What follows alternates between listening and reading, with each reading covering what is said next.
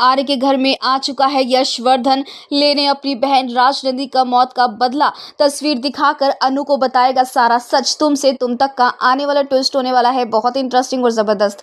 दोस्तों, शो में आप देख रहे हैं कि फाइनली अनु की विदाई हो चुकी है और विदाई के वक्त हर कोई इमोशन होता है, जिसके बाद अनु अब आर्य के घर आ चुकी है उसकी पत्नी बनकर। ऐसे में गृह प्रवेश के टाइम पर जिस तरीके से यहाँ पर जो मानसी होती है ना, वो फार्म हाउस की जब डिमांड करती है तो अनु खुशी खुशी कहती है कि सब कुछ तो आपका ही है तो वो आप ही का रहेगा।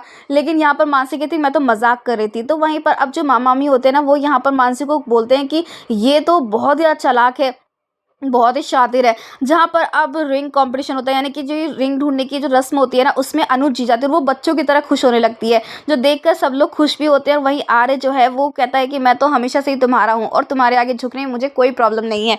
तो वहीं अब दूसरी तरफ ना अनु ना रो रो कर अपना बुरा हाल करने वाली, क्योंकि उसे बहुत याद आने वाली है अपनी मम्मी पापा की। और जब वो कॉल पर बात करके पूछेगी कि आपने खाना खाया है नहीं खाया, तो ये लोग झूठ बोलने वाले, क्योंकि उन्होंने तिल प्लेट लगा रखी होगी अपनी बेटी के लिए भी, लेकिन खाना खाया नहीं होगा उन्होंने। तो वहीं अनु की ऐसी हालत देखकर आर्य से सहन नहीं होगा, वो आर्य जो है ना अनु को लेकर घर पहुंच जाएगा, जहां वो देखने वाला है और वो भी देखने वाली अनु की सच में उसके मम्मी पापा ने खाना नहीं खाया, जिसके बाद वो खाना खाएगी साथ में बैठकर।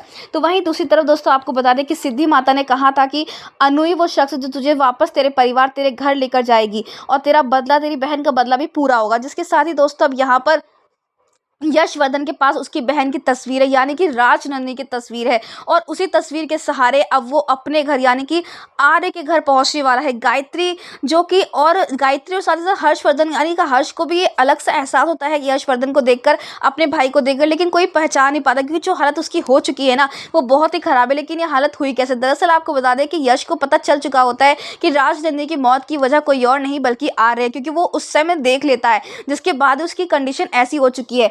और यहाँ पर वो भाग जाता है उस घर से, क्योंकि उसे डर लगता है कहीं आर्य उसे भी ना मार दे, उसे भी धक्का ना दे छत से, इसलिए वो वहाँ से फरार हो जाता है। लेकिन अब वो जाकर सीधी सिद्धि माता से मिलता है और ऐसी हालत में होता है कि सिद्धि माता उसे अपने पास ही रख लेती है।